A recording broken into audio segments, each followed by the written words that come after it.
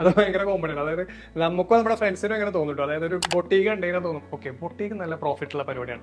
അതല്ലെങ്കിൽ ചിലപ്പോൾ ഒരാൾ പറയും ഓക്കെ നമുക്കൊരു ട്രാവലിംഗ് അങ്ങനത്തെ ഒരു പരിപാടി സ്റ്റാർട്ട് ചെയ്താൽ നമുക്കാണെങ്കിൽ ട്രാവലിംഗ് വൈബും ഉണ്ട്. സോ വളരെ ഈസി ആയിട്ട് നമുക്ക് പ്രോഫിറ്റ് കിട്ടും. പിന്നെ ചിലപ്പോൾ വല്ല ഫ്രാഞ്ചൈസിയോ ഹോട്ടലോ കാണുമ്പോൾ ഇത് ഡബിൾ പ്രോഫിറ്റ് ആണ് മോനെ. അങ്ങനത്തെ ഒരു പ്ലാനിൽ നമ്മൾ ആ ദിവസം ഭയങ്കരമായിട്ട് അതിൻ്റെ പിറകെയായിരിക്കും. തയ്ക്കുന്നു, ഇതെങ്ങനെയാണ്, അതിനെക്കുറിച്ച് പഠിക്കുന്നു, അങ്ങനെ ചെയ്യുന്നു, ഇങ്ങനെ ചെയ്യുന്നു. ആ 1-2 ദിവസം അതിൻ്റെ ഒരു ബഹളമായിരിക്കും. പ്ലാൻ ഉണ്ടാക്കുന്നു, മറ്റേത് നോക്കുന്നു, ഇത് നോക്കുന്നു, അത് നോക്കുന്നു. പക്ഷേ ഇതിലേക്ക് ഇറങ്ങി ചെല്ലുമ്പോൾ ചിന്തിക്കുമ്പോൾ അതിൻ്റെ സ്ട്രഗിളും അതിൻ്റെ വേണ്ട എൻഡ്യൂറൻസും പ്രോഫിറ്റ് കിട്ടാൻ ഉപയോഗിക്കുന്ന സംഭവങ്ങളും അതിൻ്റെ റിസ്ക്കൊക്കെ ആലോചിക്കുമ്പോൾ ജഗതിൻ്റെ പോലെ പിന്നെ ആവാം എന്നുള്ള മൂഡിലേക്ക് പോകുന്നു. വീണ്ടും ലൈഫ് നോർമലാവുന്നു, വീണ്ടും അടുത്ത ബിസിനസ്.